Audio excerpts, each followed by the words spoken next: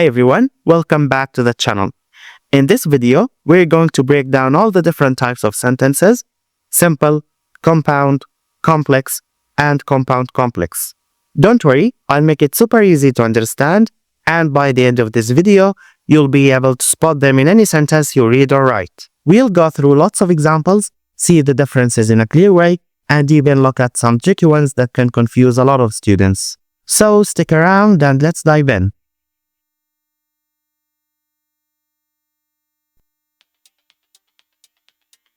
There are four main types of sentences, and they are simple, compound, complex, and compound complex. Don't worry if these names sound scary right now. We'll break everything down step by step. Let's start with the simple sentence. A simple sentence has only one independent clause.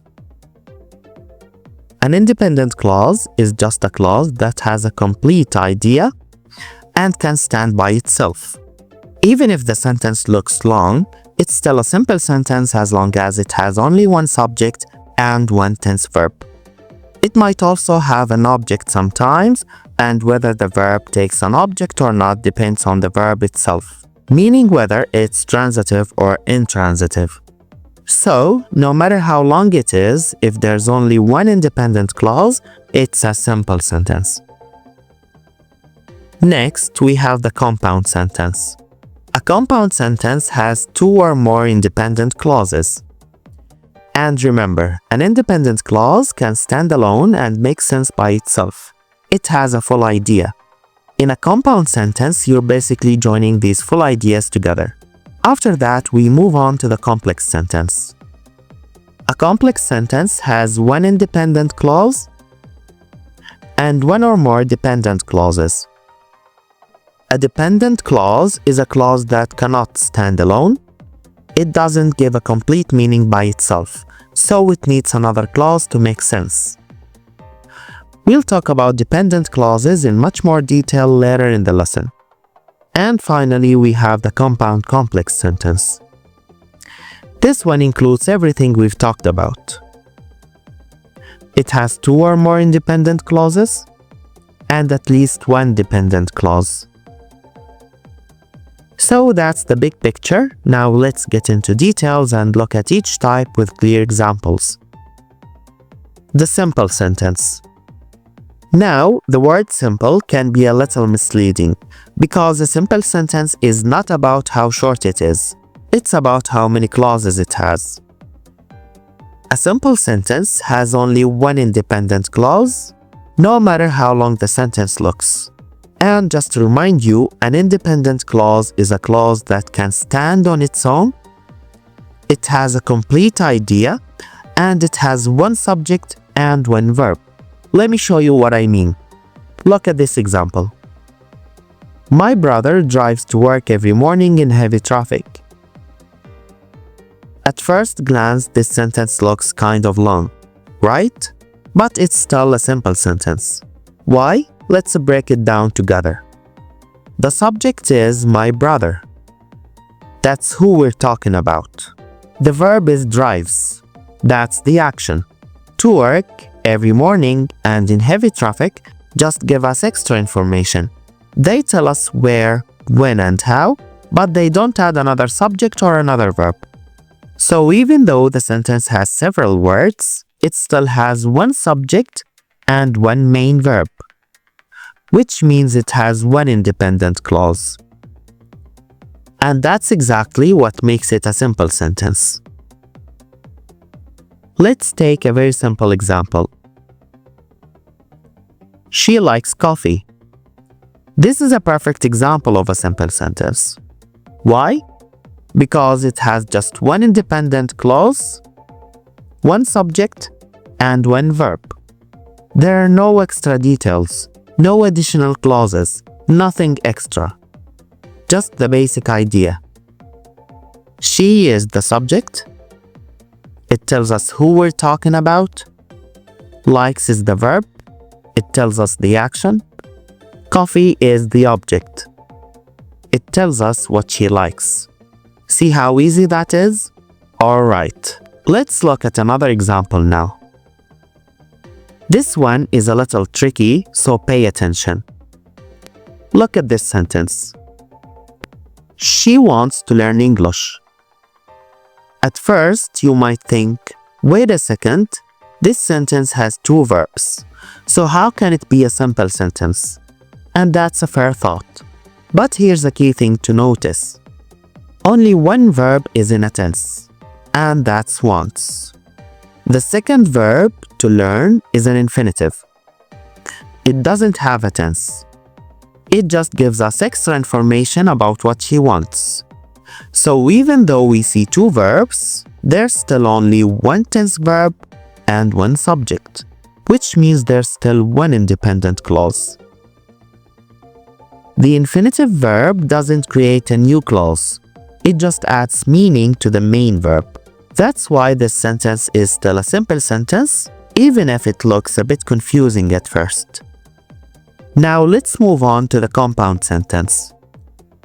A compound sentence has two or more independent clauses joined together.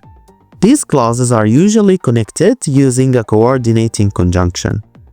And the coordinating conjunctions are easy to remember because they come from the word fanboys. For, and, nor, but, or, yet, so. Since a compound sentence has two or more independent clauses, that also means it has at least two subjects and two verbs. And we know by now that an independent clause can stand by itself and has a complete idea. So if you can split the sentence into two parts and each part still makes sense on its own, you're probably looking at a compound sentence. Now let's look at an example with two independent clauses. I wanted to go out, but it started to rain. Here, I wanted to go out is one independent clause, and it started to rain is another one. Each part has its own subject and verb, and each part makes sense by itself. The word but connects them, so this is a compound sentence. Now look at this one. I woke up late and I missed the bus, so I had to walk, but I still arrived at work stressed. Now just a quick tip here. Grammatically speaking, you can write a compound sentence with three or even more independent clauses, and the sentence can still be correct. But honestly, I don't recommend doing that. Once you go past two clauses, the sentence can start to feel heavy and confusing. This sentence, for example, has four independent clauses. And yes, it's technically correct, but it's a bit much. Too many ideas packed into one sentence can make the reader lose focus, so a better choice is to stop after two clauses and start a new sentence. That way your writing stays clear, easy to follow, and you avoid ending up with something that feels like a run-on sentence. Now, here's a really common mistake that students make. Look at this sentence. My brother and my sister are coming tonight. Some students see the word and immediately think, oh, compound sentence. But not so fast. In this sentence, and is not joining two independent clauses. It's just joining two parts of the subject. There's still only one verb, are coming, and only one complete idea. So this is not a compound sentence, it's a simple sentence. And this kind of mistake doesn't happen only with and. It can happen with the other fanboys too. So you always need to pay attention to what the conjunction is actually connecting. Clauses or just words. Look at this example. You can email your teacher or your classmates for help. At first glance, some students might see or and think it's a compound sentence. But it's not. The word or here is not joining two independent clauses. It's only connecting two parts of the object, your teacher and your classmates. There's still one subject, one verb, and one complete idea. So this is still a simple sentence, not a compound one. Alright, moving on, let's talk about the complex sentence. complex sentence has one independent clause and one or more dependent clauses. That part is really important. The independent clause is the boss here. It can stand by itself and it has a complete idea. The dependent clause, on the other hand, can't stand alone. If you say it by itself, it sounds unfinished and makes you think, okay, and then what? Now, the independent clause and the dependent clause are joined together using a subordinating conjunction. This is what makes a sentence complex. Some very common subordinating conjunctions are because, although, though, while, when, whenever, before, after, if, unless, since. And since here means because. Let's look at an example with one independent clause and one dependent clause. I stayed home because I was feeling sick. Here, I stayed home is the independent clause. It's a complete idea and it makes sense by itself. Because I was feeling sick is the dependent clause. If I just say that part alone, it feels incomplete. It needs the independent clause to make sense. Now let's look at another example with one independent clause and two independent clauses. I stayed home because I was feeling sick and because the weather was terrible. Again, I stayed home is the independent clause. The two because clauses are extra reasons, but they can't stand on their own. Now here's something I really want you to remember. The main difference between a compound sentence and a complex sentence is the type of conjunction we use. In compound sentences, we use coordinating conjunctions. The fanboys. The fanboys are for, and, nor, but, or, yet, so. In complex sentences, we use subordinating conjunctions. I mentioned earlier some subordinating conjunctions such as because, although, when, while, and so on. We never use coordinating conjunctions to build a complex sentence. The difference right there will save you from a lot of confusion. Alright, let's jump in and talk about the compound complex sentences. A compound complex sentence basically mixes the ideas of a compound sentence and a complex sentence. That means you will see at least two independent clauses, like a compound sentence, and you'll see at least one dependent clause, like a complex sentence. Remember, compound sentences are usually recognized by fanboys, or as they're sometimes called coordinating conjunctions, for, and, nor, but, or, yet, so.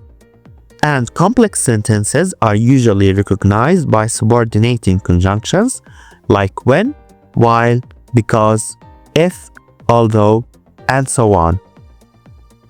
A compound complex sentence will include both types of conjunctions at the same time. Let's look at an example.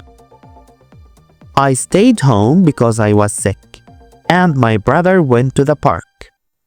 I stayed home, this is an independent clause. Because I was sick, this is a dependent clause. My brother went to the park, this is another independent clause.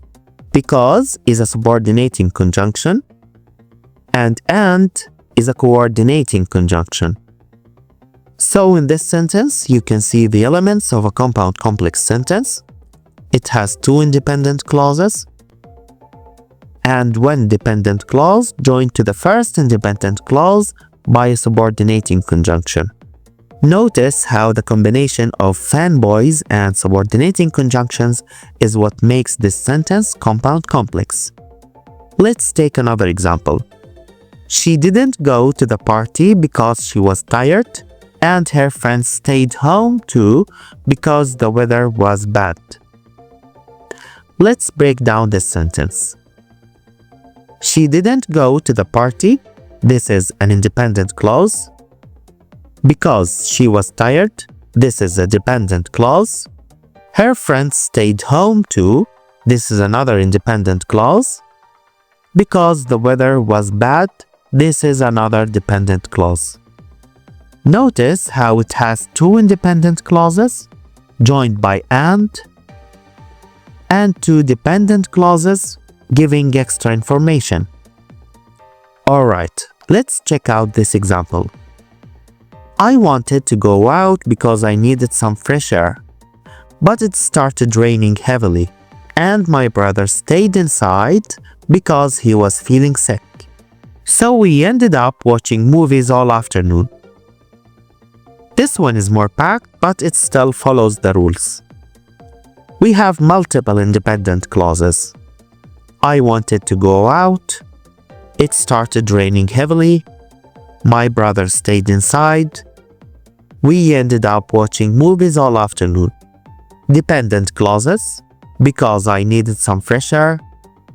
Because he was feeling sick. We have fanboys, but, and, so. We have a subordinating conjunction, which is because. This is why compound complex sentences can get long. They're combining two or more independent ideas plus one or more dependent clauses. Honestly, I don't actually recommend writing a sentence like this in real life. It's a bit too long and can get confusing for the reader because there are so many ideas packed into one sentence. It's much clearer and easier to follow if you cut it down into smaller sentences. For example, you could break it into two simpler sentences. I wanted to go out because I needed some fresh air, but it started raining heavily. My brother stayed inside because he was feeling sick, so we ended up watching movies all afternoon. See how much easier that is to read? You still have all the ideas, but it doesn't feel overwhelming. Alright, let's finish with one last example. When I got home, I made some coffee, and I called my friend. Here's why this works. I made some coffee. This is one independent clause. I called my friend is another one. Both of them make sense on their own, and they're connected with and. The part when I got home is a dependent clause. On its own, it feels incomplete, so it needs the rest of the sentence. So in this sentence, we've got two independent clauses plus one dependent clause, which makes it a compound complex sentence. I think it's a great final example. That's the end of the video. I hope you found it helpful and that it really helped you understand sentences better. Thanks for watching.